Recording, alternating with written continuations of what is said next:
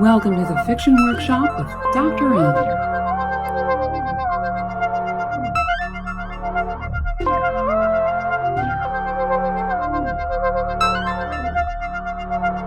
The doctor is in. Welcome to the Fiction Workshop. I'm Dr. M. Today we have a story from an anonymous writer. I know who it is. I'm a fan of their work. They were nice enough to send something, but wanted to remain anonymous. We're going to respect that. So here we go. Based in Denver, the writer has authored 2 novels, regularly contributes to pop culture and literary collections, and is co-founder of a small science fiction press. As a writer, he sees himself as always growing and improving, and usually thinks anything he wrote a while ago was abandoned too early or too late. This particular piece from 5 years ago was an experiment in writing on the theme of skeletons in the style of suspense, 2 uncommon foci for the winter. The purpose of a fence. Do you ever wonder about the fence? The gravedigger asks his partner. The second gravedigger, his name is Jones, sighs and shakes his head. Why would I wonder about the fence? He asks, wiping the muddy sweat from his brow. The first gravedigger, his name is Carter, stabs his long spade into the damp earth 4 feet below the grassy surface. He grunts as he does this. He always grunts, but he's no longer sure why. His body, though tired, is tuned to the dig. His effort requires no sound. It just seems kind of silly, Carter says, between splashes of gravel and earthworm.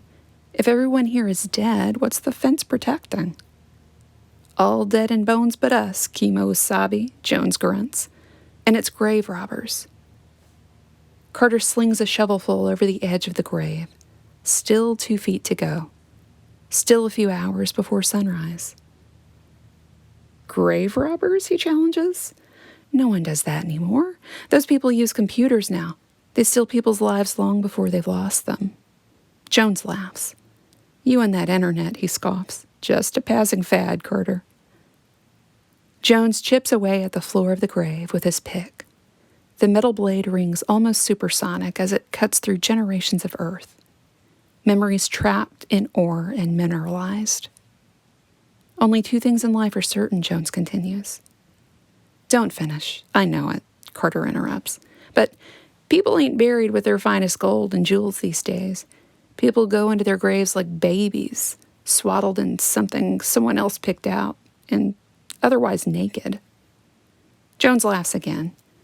He tosses the pick aside the edge of the grave, onto the lawn, and retrieves a pack of cigarettes that sits beside the transistor radio they bring to every dig, but have yet to turn on. He perches the cigarette on his lips and lights it from a book of matches he draws from the cellophane guarding the carton. Grave robbers aren't out to steal stuff anymore, he says, exhaling a rolling white cloud. Who needs stuff anyway? You could pawn a watch, Carter replies. You could pawn a watch, Jones mocks. And then what? Take my $30 and sail around the world? Jones laughs again. Fine, Carter says. What do they steal? Jones holds the cigarette between his thumb and forefinger and points at Carter. The red-hot cherry is some period on whatever claim he is about to make. Fingerprints, he says with a smile. Fingerprints? Carter asks. You're the digital expert, right, Kimo-sabe? How do you suppose all these dead people secure their offshore accounts and devices and whatnot? It isn't a happy, I promise I am who I say I am. I'll tell you that much. So one of the things we want to know about in a story is what kind of story is it? And as a reader, we're usually looking for clues that are going to help us figure that out. Now we have 2 characters in a cemetery. They're grave diggers. Now immediately that makes me think that it's probably not a realistic piece. I'm thinking about a comic scene from Shakespeare's Hamlet or Samuel Beckett's Waiting for Godot. These are the kinds of settings where we would get 2 grave diggers. Now, in a workshop, there's often someone who's a quote unquote expert on whatever it is that you're writing about. If you're writing about, being a flight attendant, they'll tell you, I did this for 3 years. I can tell you everything about it. Now, sometimes that's helpful because they can give you details that can make your story seem realistic. And if it's working, the reader is learning things, the reader is immersed in it, and the reader isn't questioning your authority. Well, I just happen to have worked in a cemetery, so I'm that guy today. I can tell you some things about cemetery work. One of them is that they don't dig graves anymore with shovels. It's been a while. They're going to use a backhoe. I think that you can kind of recast the story if it's important that it's contemporary, and we have hints that this is a contemporary story. There's reference to the internet, reference to computers, but these two guys are kind of anachronistic. They're out of time. Now, in a non-realistic story, that's okay, but I do think that a reader's going to resist things that they don't want to believe, and if they're still trying to figure out what kind of story they're in, it wouldn't hurt to make that easier for them. So it may be that you just want to set it up with a backhoe. They can still be doing work, and the conversation can be kind of the same. I want to look at a passage here on the second page. This is a description. It's got good concrete detail. Jones chips away at the floor of the grave with his pick. The metal blade rings almost supersonic as it cuts through generations of earth, memories trapped in ore and mineralized. Now, on the one hand, this is great because, anytime you can capture the physical world this quickly, it tends to put the reader in that place. What we've got to watch for is what I would call a between state, and it's this almost supersonic. So the problem is that a reader can't imagine something that is about to happen or is almost something. And so supersonic is a state that either is or isn't. There's a threshold there. You can either hear it or you can't hear it. And to say you can almost hear it, even though logically we understand this, as a reader, it needs to be something that we can visualize or understand easily. This is really common. I see it a lot when you get a description like, Bill started to do the dishes. When what we visualize is Bill doing the dishes, you can't really see him start to do the dishes. So it's something to be on the lookout for. One of the common questions that get asked in a workshop is, why today? And as a reader, a lot of times I'll just read something quickly and I don't want to have to think about it too much. And if the story's put together well, I usually don't have to think about it a whole lot. The details are there and I'm able to put them together. Now, I was a little frustrated by the end of this because I'm not sure the way that things unfold. We have a character, Carter, who asks, what is the purpose of the fence? Now, this reads like the setup to a joke. Why would a cemetery have a fence? And so as a reader, we're sort of waiting for the punchline. But then it changes.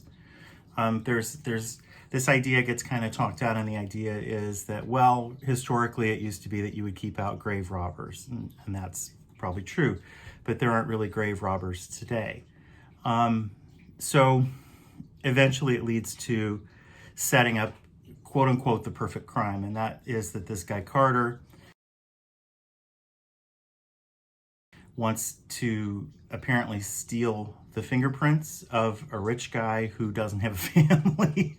So it's taking a lot to build to get there. And as a reader, I'm not sure I get all that right. Like I'm not sure how things are supposed to be put together. But to get back to the question of why today. So Carter is the one who sets this in motion by asking about the fence. And I think that when we get to the end of it, we have a true deus ex machina. Now, this is one of those things that they teach you in literature class. It comes from Greek theater, where at the, I I'm no expert in Greek theater. I can't tell you that I've ever seen a Greek play that used deus ex machina, but it means the God in the machine, and it's a dramatic device where at the end of a Greek play, the gods would come down and smite someone, or finish things so that the play ended with the gods coming down. And it was done through a machine, that there was a dramatic effect, that the equivalent of visual effects from 2,000 years ago. And in writing, we're often told not to do this, and it means that you stick something in at the end that just suddenly changes everything, and it's a surprise for the reader, and most readers would resist it. Well, at the end of the story, Jones pulls out a gun. He's apparently had this gun. And if these two guys are working together, they're laborers. I think a question in the workshop would be, I was surprised by the gun. Did I miss the setup? And so a lot of times all you need to do is set it up. So the question of why today and the setup of the gun can be the same thing. In other words, the answer to why today is, it's the day that Jones brought a gun to work. As day laborers working together, you would know if someone brought a gun. And Jones is probably the kind of guy who would show it, talk about it, brag about it, talk about why he had it, these kinds of things. And so instead of a question of why does a cemetery have a fence, the original conversation might be about the gun. What's important about that is just in terms of what a reader takes away from the story. We're not asking a lot of questions, and if I get to the end of the story and the guy pulls out a gun and I don't know where the gun came from, I'm asking questions that I can't really answer. That's the Fiction Workshop. Consider sending a story. I'll give you my honest feedback. Any level of writer, any genre, we will talk about the kinds of things that get talked about in writing workshops. I spent a lot of money to learn this stuff, and I'm going to give it to you for free.